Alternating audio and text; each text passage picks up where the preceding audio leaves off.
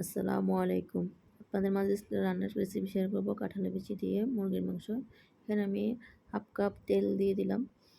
তেলগুলো গরম হলে হাফ কাপ পেঁয়াজ দিয়ে দিচ্ছি। পেঁয়াজগুলো ভালোভাবে ভেজে নেব। একটু লালচে হয়ে গেলে আমি এখানে রসুন ১ চা চামচ রসুন বাটা দিয়ে দিচ্ছি।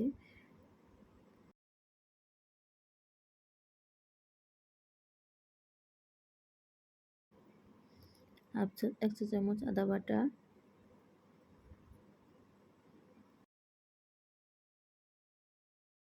হাফ চা চামচ জিরা বাটা,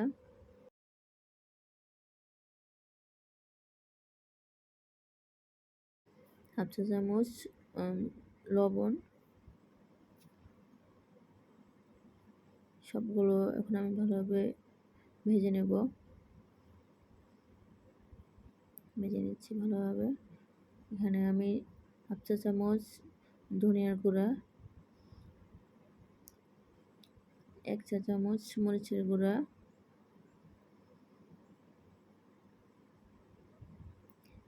হাফ চা চামচ গরম মশলার গুঁড়া, ১ চা চামচ হলুদের গুঁড়া, হাফ চা চামচ বাদাম বাটা।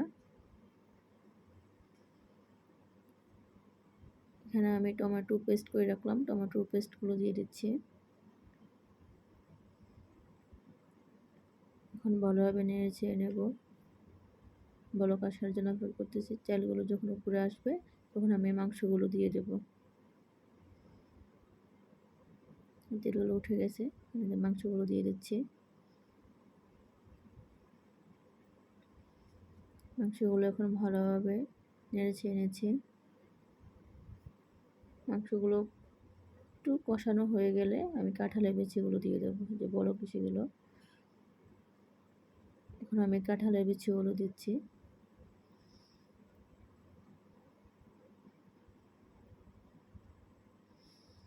ভালোভাবে নেড়ে চেড়ে নিচ্ছি।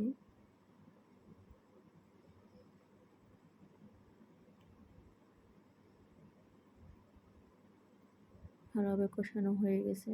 এখন আমি পানি দিয়ে দেব। পানি দিয়ে দিচ্ছি। বলক আসার জন্য অপেক্ষা করতেছি।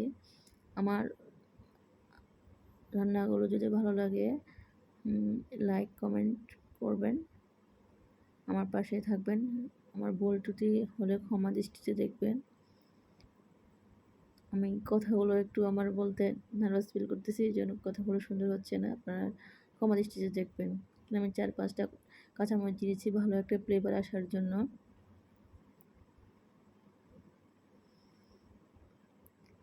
আমার রান্না প্রায় শেষ।